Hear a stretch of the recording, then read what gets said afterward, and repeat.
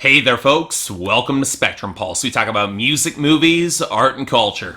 And here's time for our second big list, the top 10 best hit songs of 2016. So for those of you who probably caught my last big list, the worst hits of this year, you might have caught my general assertion that 2016 was not exactly good for the Hot 100. But here's the deeper truth of that. The bad songs, while there were a lot more of them, they weren't the sort of atrocious that keeps you up at night. At least not as a whole, except for very few at the top. Despite how angry I got, I can think back to a few other years that had far more contemptible songs that would inspire a lot more rage from me. I think society as a whole has pretty much forgotten that in 2013, Rick Ross teamed up with Rocco and Future to release a song with a verse endorsing date rape. Yeah, that was a thing. No, unfortunately, the bigger problem with the year-end Hot 100 in 2016 is that there were a lot less good songs. We always get a lot of mediocrity, but this year, the pickings were very slim. On the one hand, that makes making this list pretty easy. There was very little for me to cut. But at the same time, in stronger years like 2012 or even 2015 or 2011, I'm not sure how much of this list would have measured up in comparison. Now, many people made that same observation back in 2014. I didn't, mostly because I found genuinely a lot to like about my list that year. But I'm not denying it for 2016, especially because the majority of the songs that will make this list originally came out in 2015 and only became hits this year. If that's not the most glaring indictment on pop music in 2016, I don't know what is. And what gets all the more infuriating is that the mediocrity clogging the arteries of this year kept otherwise great songs from just making the list, especially in country music, which despite big improvements, even on the Hot 100, it practically disappeared for the year end, and man, that was a disappointment. But again, for songs to land in this video, they had to land on that year-end list, and it's a thin list indeed. But still, I wouldn't have made it if I couldn't defend the songs being here, so let's start off with our honorable mentions, shall we? Space was just a word made up by someone who's afraid to get close. Oh, oh, so close. Oh, want you close.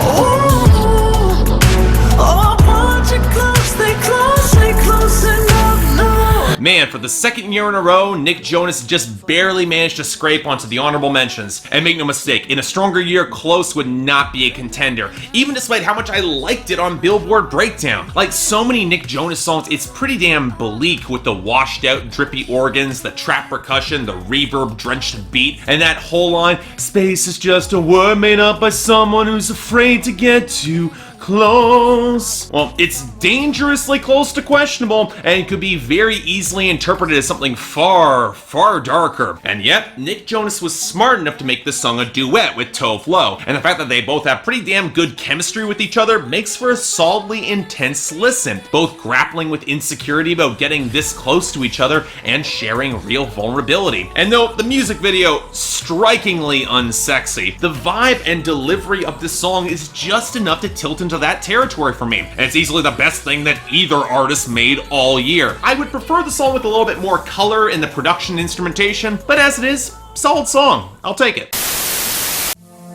Wish we could turn back time to the good old days when the mama sang us to sleep, but now we're stressed out. Wish we could turn back time to the good old days when the mama sang us to sleep, but now we're stressed out. Now, I have gone on record saying this is the worst track off of Blurry Face, and I mean it. And the fact that 21 Pilots seem to have the worst possible instincts when pushing and releasing singles drives me off the wall. It's this murky, morose little tune, heavy on the bass and warbling synths, until the piano comes in to pull in the sharper drum patter out to the hook. And the pitch shifting on the outro just drives me off the wall, even if it's supposed to represent Blurry Face, the faceless creature in Tyler Joseph's head that represents all his neuroses. And that's before we even get to the lyrical content, where Tyler Joseph retreats into crippling insecurity at confronting, adulthood and the loss of typical innocence that comes with it, seeing maturity and sprinting headlong away from it. This song should be insufferable for me, but I don't know, that's the trick that comes with smart framing and great writing. Not only is the lyrical construction just excellent with a hook that balances out wistfulness and frustration, the song is framed to know that while Tyler Joseph's insecurities are warranted and fears about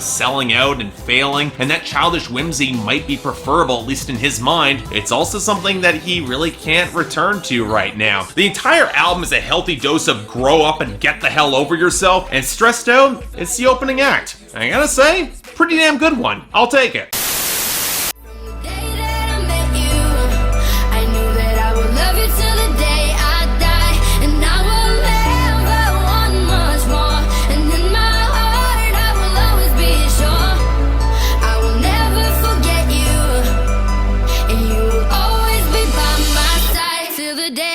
This is just one of those pop songs I like to have around, clearly imported from Europe courtesy of the accents and commitments to a more straightforward electro-pop sound, but also very much familiar and fitting snugly in with modern pop tropes on this side of the water. It's not a great track. I think the rattling percussion of the drop is a little bit flat. I'm not wild about the pitch shifting again, and I wish that there was a little bit more complexity in the emotional dynamic in the lyrics. Two old lovers or friends that they fell out and then they're drawn back together through old memories. That's a good idea, but I think a little bit more detail could have drawn it all together, really fleshed it out. But if we learned anything about Closer by the Chainsmokers, is that said extra detail can backfire in record time. And that simplicity gives both MNEK and Zara Larsson plenty of room to breathe against the gleaming keys, the jittery melody, and the subtle swells at the base of the mix that I really liked. And man, I don't know if it's just the multi-tracking or just excellent vocal chemistry, but by the time we hit the bridge and that great final hook with the deeper beat, it's an incredibly potent song. Zara Larsson would go on to follow this with Lush Life, which is an even better song than unfortunately sputtered out too early on the Hot 100 this year, and she hasn't really had much success since, but man, she and MNEK captured some real pop magic with this song. Gotta say it, definitely check this out if you haven't heard it, it's something special.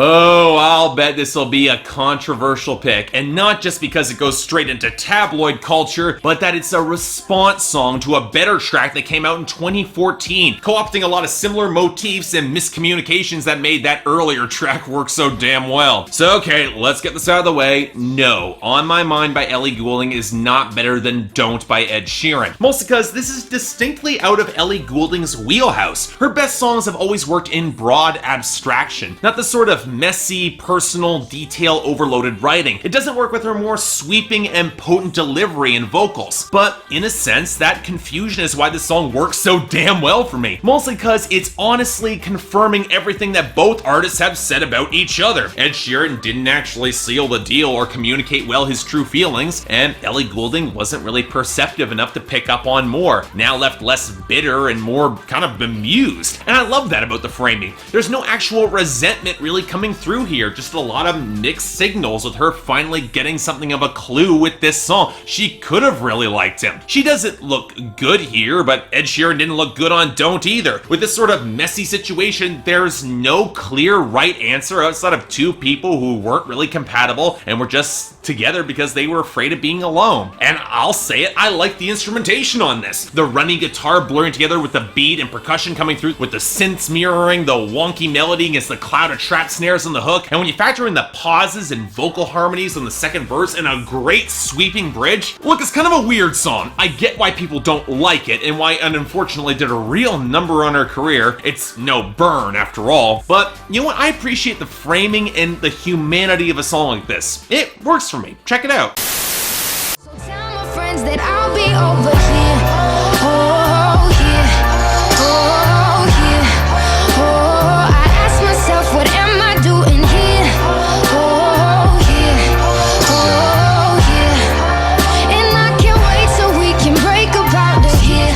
Okay, seriously, why the hell do we even have Deo when we have Alessia Cara instead? If we're looking for the pop heir to Lorde, because I'd put money on Lorde's next album being the furthest thing from pop friendly, I'd take Alessia Cara any day of the week. And not just because she has an uncanny knack for getting into the overload of details that describes, well, more than a few unfortunate millennial house parties that I've attended that just tilt into borderline nightmare fuel when you really think about them. But where for Lady Gaga, she'd just join the party party and fell into the madness, Alessia Cara is paralyzed and unable to look away, wishing that she could be with people that she knew or trusted more. But even here, she specifies it's not an escape. That's why that little sample of R&B artist Isaac Hayes' voice, which was originally from his song Ike's Rap 2 and echoes throughout the song, it intensifies that ominous feeling that comes through the drippy cascades of piano and arranged instrumentation, the thicker bass and guitar. It's not supposed to be a comfortable song. Now, the reason this track isn't higher on this list is because, well, she could leave if she's so uncomfortable, even if her friends were there. Hell, she says on the bridge that she's going to the car, and that kind of neuters some of that trapped feeling. Unless, of course, she's trapped by her own bad decisions, as now paying for the consequences, trying to squeeze in a last laugh at girls talking about haters they don't have and guys who can't handle their liquor. But man, that's a hollow laugh indeed. Again, if you've seen my review of her debut album Know It All late last year, you probably know that I probably like her a lot more for her potential than what she's delivered thus far. Songs like this are the reason why, because there is talent here. And if I'm looking for Canadian pop singer-songwriters, I take Alessia Cara over Shawn Mendes any damn day of the week.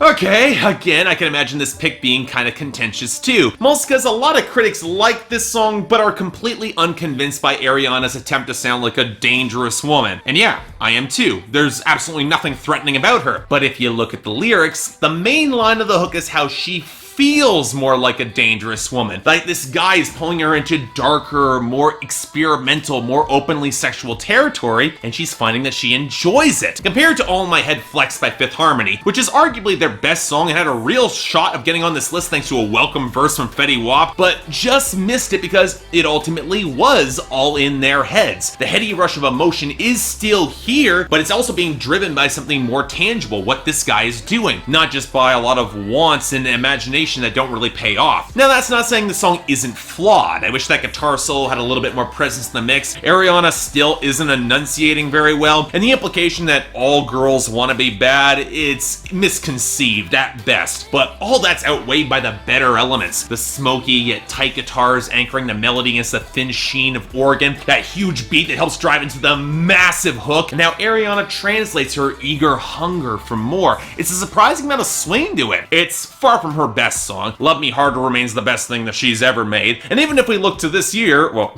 stay tuned for later on this list, but more often than not, I really enjoyed this track. Ariana Grande, great work. If you like midnight driving with the windows down, and if you like going places we can't even pronounce, if you like to do whatever you've been dreaming about, baby you're perfect, baby you're perfect, so let's start right now.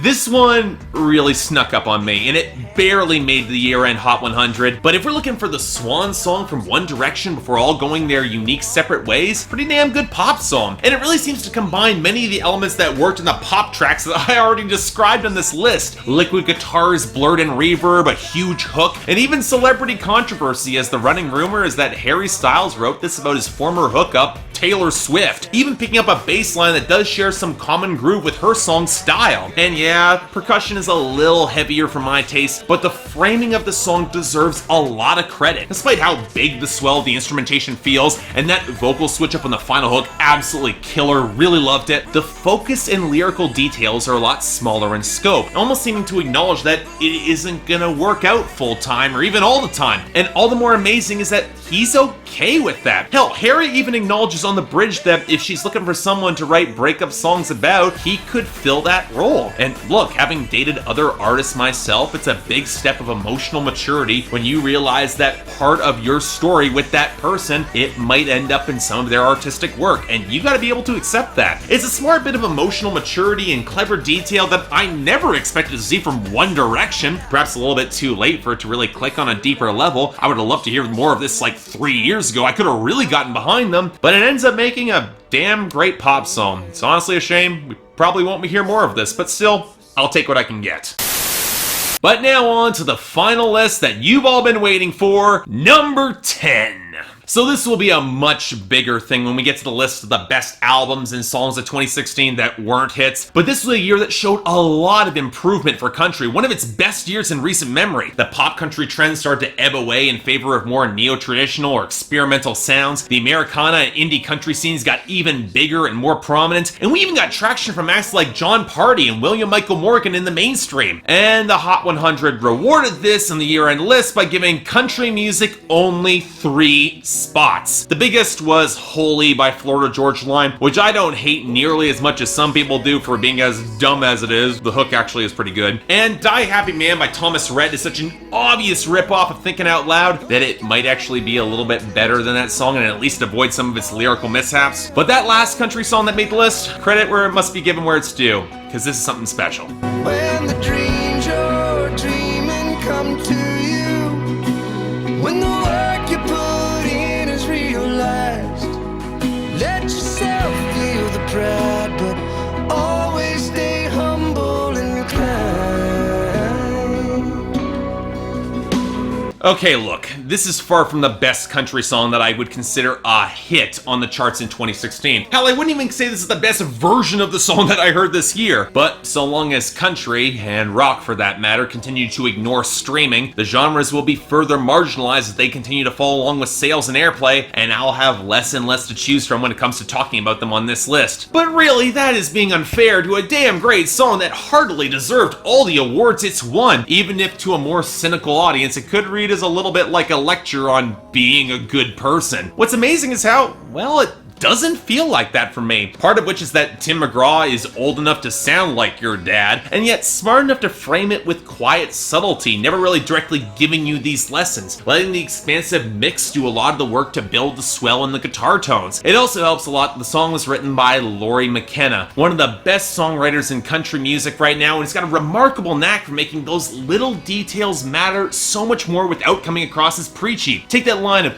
know the difference of sleeping with someone and sleeping with someone you love. Even in our era where the challenges, they seem insurmountable and the celebration of beating them seems natural, the message here, it resonates for me. Powerful stuff, and if this is all the country that the year-end list has given me, I'll take it. It's a damn good song regardless. Number 9. You know, I'll say it.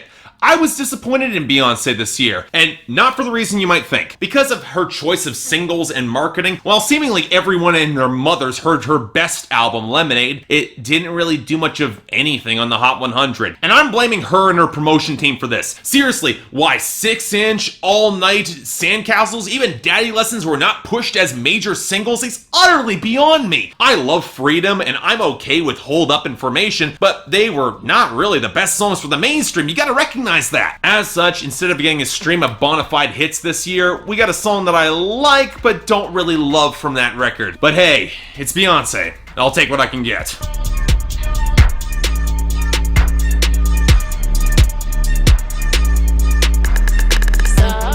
I ain't sorry. Sorry, I ain't sorry. I ain't sorry. Nigga, nah. Sorry, I ain't sorry. Sorry, I ain't sorry. I ain't sorry.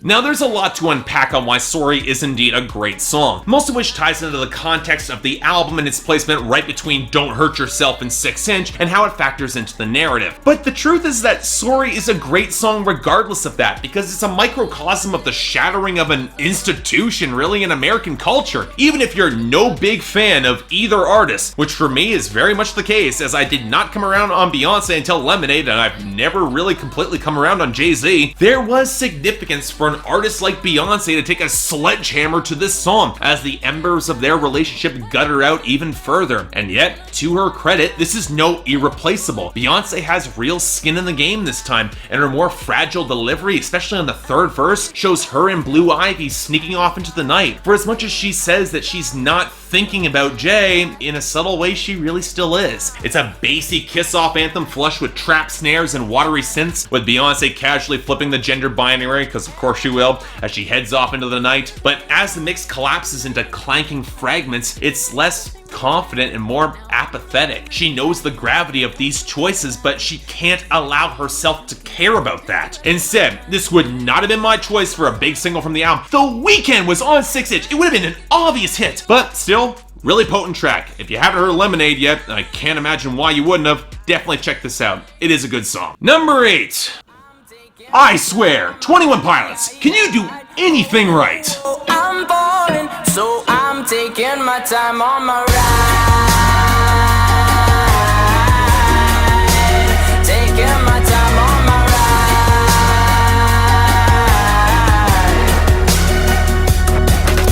Okay, as I said earlier, Stressed Out was not one of the better songs on Blurry Face, and here's the follow-up, which is also not in the top tier from that album. In fact, if we're looking for where the cynicism has been creeping into 21 Pilots' marketing, outside of Heathens, it would be here. The organ, the choppy beat, that reggae chord progression, this was a naked attempt to play into tropical sounds that were huge this year. So much so that a lot of people were trying to brand Ride as 2016's version of Rude by Magic. Except the comparison doesn't really work. The reverb's not as heavy, the more aggressive buzzy synths, the piano, and the fact that Tyler Joseph just goes wild on the final choruses. Where Rude was an insufferable batch of cod reggae, Ride follows in the murky wake of Stressed Out and begins delivering a healthy dose of that reality that 21 Pilots so desperately needed. For one, it targets the martyr complex and the self-pity, emphasizing that living or being more willing to take action in your life is far more difficult and much more worthy of praise. And yet, Tyler Joseph is still kind of terrified of facing that truth, freely admitting that he's been thinking about it entirely too much. But that's the ingenious part of the song. Simply by taking his time and enjoying the ride, he's living. And he's proof that he can get out of his own head. That's a victory. That's why the huge hook feels so exultant, so freeing. He got out, and honestly, it's sold as a powerful moment and I buy it. Again though, far from my favorite song off of Blurry Face, it's no Not Today or Fairly Local, but hey,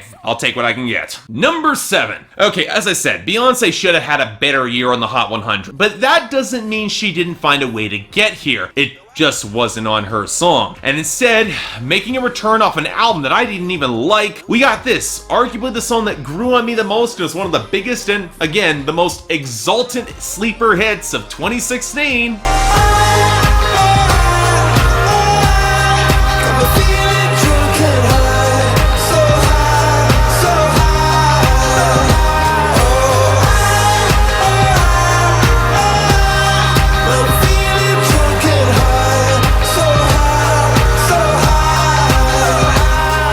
Now, for those of you who remember, and that might not be that many of you given that a certain record label ignored the law of multiple countries and blocked the video worldwide, even though the review is still up in text form on my blog, so if you're curious, you can check it out. I really did not like Coldplay's newest album, A Head Full of Dreams, which is probably the closest thing they've ever made to a pop sellout record that they've ever made. Hell, I wasn't even entirely high on this song when I reviewed the album, when it was released as a single even, but in a weird way, it broke through for me. Some of you might think it might be because of Beyonce's backing vocals given how high I was on her this year, which only served to augment that ethereal feeling, but yeah, it runs deeper than that. Part of it is how Coldplay didn't sacrifice that underlying melody in the piano, which they crank up to 11 with the brass for the huge stomping hook, and partially because they know how to hit a precise intersection point between that airy, soaring vibe they've always had and the somewhat unearthly feeling of falling out of control, whether it be from an insane party and drinking too much or confronting something or someone that transcends that physical mind space. And I kinda love that Chris Martin, a frontman of a band that's long past their prime, still manages to bring that sort of dramatic intensity to his falsetto on the hook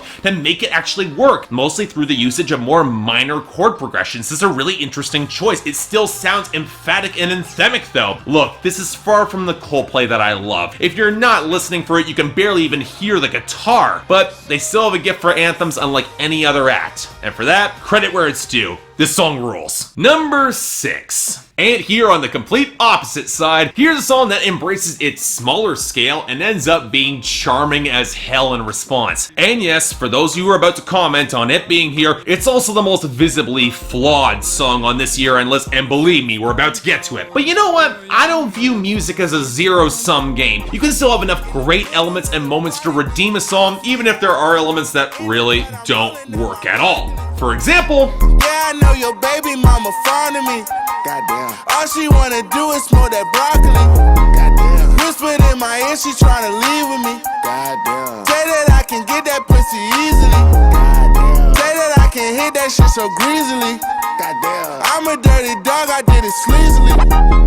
Okay, let's get this out of the way right now. Lil Yachty is the absolute worst thing about this song. He's a lazy, dead-eyed rapper whose flow and content does not really fit well with everything else. He's a cold sore in the mouth of an otherwise awesome song with flat delivery, flubbed rhymes, and lines about beating the pussy like Hulk Hogan and referencing Columbine, cause that's what you want in an upbeat party song. Thoughts of dead kids that not even Eminem could get away with in 2000. But if you get past all of that, riding on the promise of drums, gleeful yelps at the beginning, you're treated to an amazingly fun ride. Yeah, the rubbery bass beat's a little heavier than I would prefer, but it kind of fits with the jaunty pianos and the pan flute that careens over the hook, and above all else, it's D.R.A.M. I reviewed his debut record, Big Baby D.R.A.M, this year, and I'll say it again, I want this guy to be absolutely huge. Not only does he have the same rambunctious enthusiasm that won people over on Fetty Wap, he's also a far better singer and rapper with a sort of slippery, off-kilter flow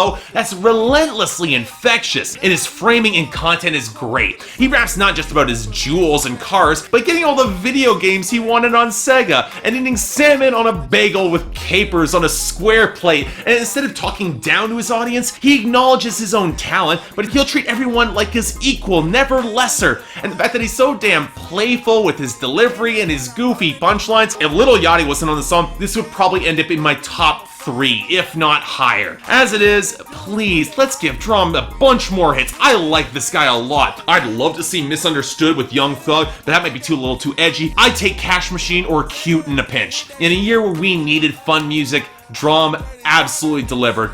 Fantastic song. Number 5, and on seemingly the complete flip side of all this. Okay, if you watch my list of my top 10 worst hit songs of 2016, I mentioned how you don't want to be talking down to your audience or insulting them. But the truth of that, like always, demands more nuance. The fact is that if you're going to diss your listeners, you need to frame it properly, with the right groove, the right intensity, or perhaps just target only a subset of your audience who wouldn't know any better anyway. And hey, getting some production from, say, Daft Punk, that wouldn't hurt either. Look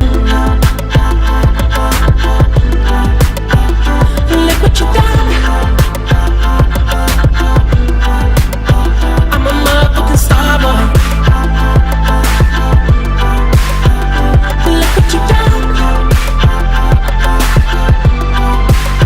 I'm a motherfucking Starboy. No, it is not False Alarm. We'll probably be talking about that song in the list in a couple days. But the title track from The Weeknd's third album is still one hell of a single. Mostly by laser focusing on the sleek 80s inspired R&B grooves and sharpening them to a razor's edge. The entire song holds that killer groove, with Daft Punk's vocoders accenting The Weeknd's effortless charisma against the bleak pianos and weedy backing tones all over the hook. Although I personally love how we get those dark whirring noises accenting the bridge that put me in the mind of the high-end cars The Weeknd talks about throughout the song. Because, yeah, the song is a complete ego trip at your own expense, the audience. The cars are more luxurious than yours, the furniture is better than yours, the women are hotter than you, and cleaning the furniture of any excess cocaine with their faces. And yet The Weeknd is self-aware enough to realize he didn't really change to get to this point. He's still a nihilistic, drug-abusing, 80s-obsessed music nerd who knows he doesn't really belong in the spotlight. So not only is he gonna revel in it at the top, he's gonna taunt the mainstream audience who got him here and who's only here for the grooves and who's never really gotten the point. It's an act of pure bravado and arrogance that doesn't have the same sourness that made Fall Out Boy's My Songs Know What You Did in the Dark so infuriating for so many, even though I really do like that song, but at the same time, it's rooted in the same place, and it's a kick-ass song to boot. Really love this song, really hope by some miracle it goes to number 1. Number 4. And yet if we're going to a song from The Weeknd that I'd argue stuck with me a lot more, had a little bit more ambition, hit a little harder, told more of a story, cranked up the 80s worship even higher. In the night she hears it calling. In the night she's dancing to relieve the pain. She'll never walk away. I don't think you understand. Look, it was arguably the best song from Beauty Behind the Madness, and I can't tell you how happy I am to see this as a charting single, even if it never really was as big as a lineup of his #1 hits thus far. It's also by far his song most inspired by Michael Jackson, with its grooves and its huge, slick synth line, which roars into one of his best ever hooks, and vocals that are damn close to capturing Michael's intensity. Of course, what makes this song stick out, aside from an absolutely insane and awesome music video, it's probably the best homages to the 80s styles that I loved that The Weeknd has ever made, is, of course, a lot of the content. And it's bleak content too. The girl in the song was sexually abused by a famous musician. It's left very ambiguous who that person is, probably for a safe bet, and thus she fell towards a dead-eyed numbness to become a stripper who dances to that musician's songs. It's a very 80s plot line, especially in exploitation films, and yet the most important lines in the song come from the fact that this girl is seeking some vestige of relief however she can, and The Weeknd himself, he's more of a bystander with the crucial line, "I don't think you understand." It fits the dark framing that underscores all The Weeknd's best work, and it cuts very deep here, analogous to what Lady Gaga made with Till It Happens to You, only with the sense of danger still very much lingering, and arguably one of the most sweeping and epic instrumentals of The Weeknd's entire career. This is one of the few songs that he's made in recent years that is close to his best with Thursday or Echoes of Silence, and while we didn't quite get that on Starboy, this was a welcome reminder of his incredible potential. Love this song. If you haven't heard it or if you've ignored it, rectify that immediately. #3. Now, this was a track I've been cheering for all year, and I was so thrilled that it was positioned as the big follow-up single, and then again, it didn't do as well as it should have, but hey, it was 2016. If you're looking for a year to seriously doubt the taste of the mainstream public, it would be this one, but hey, little less conversation.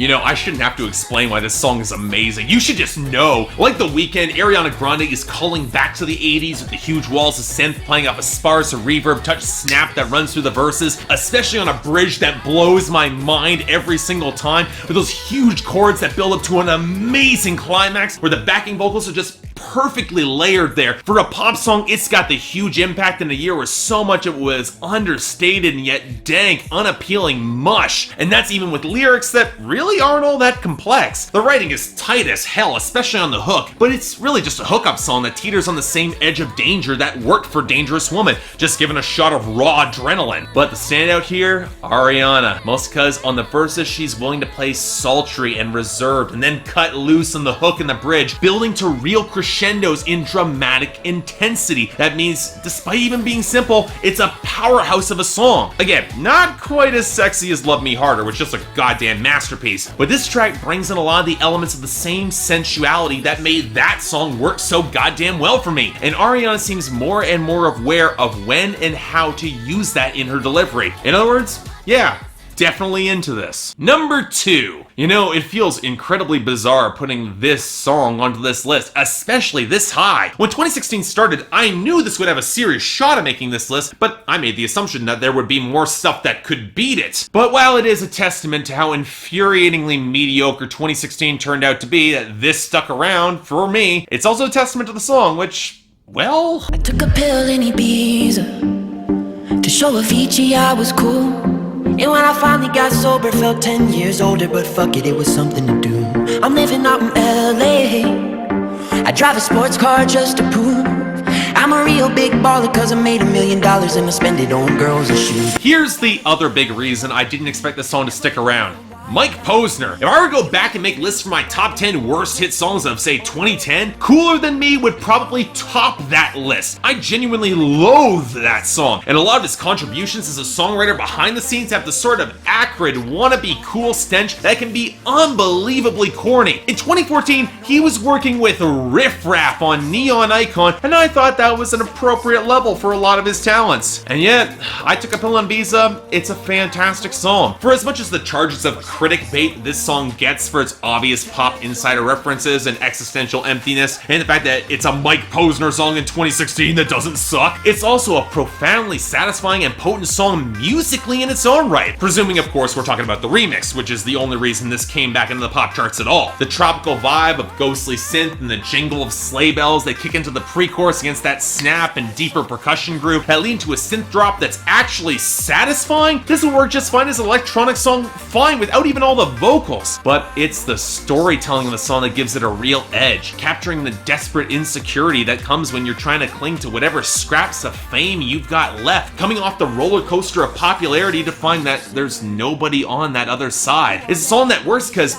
Mike Posner, he's unflinchingly, brutally honest, both in his writing and his framing, and the real gut punch is that he could have ridden this out to some greater happiness, but he can't keep a personal connection with people that he would supposedly attempt to love as he tries to maintain all the image, and that's entirely on him. I Took a Pill in Ibiza captures an artist at his lowest and owning his mistakes, and that precise balancing act of capturing one last note of catharsis, it's the delicate one, but he pulled it off. So what could be better than this? Finally, number one. You know, there are years when picking my number one pick is pretty hard. This is not one of them. This song had a serious shot at making my year-end list of my favorite songs in 2015, the top 50, because it was featured on an album that came out last year, as you would expect, because this song here was so damn strong. Hell, it was closer than my number one hit of last year on that list, because arguably this is even better. And it comes from an artist who in previous years has broken the top 3 and even the top 2 of my favorite hits of those respective years. Never the number 1 though.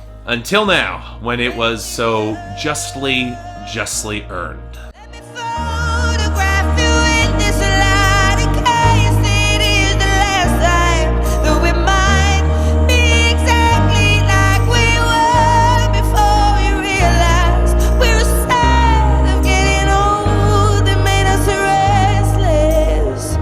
It was just like a movie. It was just like a song. Yeah, some of you might say it's an easy pick, but it's no less right here. Adele calls this her favorite song that she's ever written, and I wouldn't dispute that, because it's a goddamn masterpiece. I could talk about how Ariel Reichstad's production perfectly balances Adele with the gentle percussion and upright bass and piano line, and the swells of backing vocals from co-writer Tobias Jesso Jr., an artist I don't even like, but that's really just half the story. The real power, it comes from Adele, who again is walking a very delicate line when it comes to the framing of this track, especially given how it's a surprise encounter with a long-lost love at a glamorous party that leaves her almost dazed in a rush of memory. You know, we see something like that on this list. And while Adele has always been soulful, this song gives her a chance to tap into an older vein of emotional maturity. She's always had dramatic gravitas, but this comes with the weight of years, as this guy, he hasn't seemed to change, at least in her eyes. She wants to capture that moment of glamour before it inevitably fades for the both of them, a passing that she hates, but she knows it's inevitable, which definitely factors into the complicated framing here. It's wistful, but it's bittersweet. It's self-conscious and starstruck, but also grieving that moment and all it represented when they were young, and that moment will fade along with all the rest. Time's passage is one of the biggest themes represented on her album 25, and when we get to that bridge, Adele makes it plain that part of her life that she thought had left behind, it still lingers on for her, and she wonders if that person will still care, and her delivery is heartbreaking here. It's a reckless ask, but time draws that out in anyone and lends that to that wonderful, understated humanity that has always given Adele's best ballad a chord that is unmatched. And while a lot of this is conveyed in the writing, so much of it comes through in her absolutely immaculate delivery. She blows the song away. And right now, it is the best hit of 2016. A song on its own that heralds its reflection in the future. Timeless, like all the classics are. So yeah, that was this list. I got 2 more lists coming, the top 50 songs of the year and the top 25 albums of the year. Hope you all stick around for it. You guys want to know more about my schedule? My link to my Patreon is right there. But until then, I'm Mark, you're watching Spectrum Pulse, and I'll see you next time.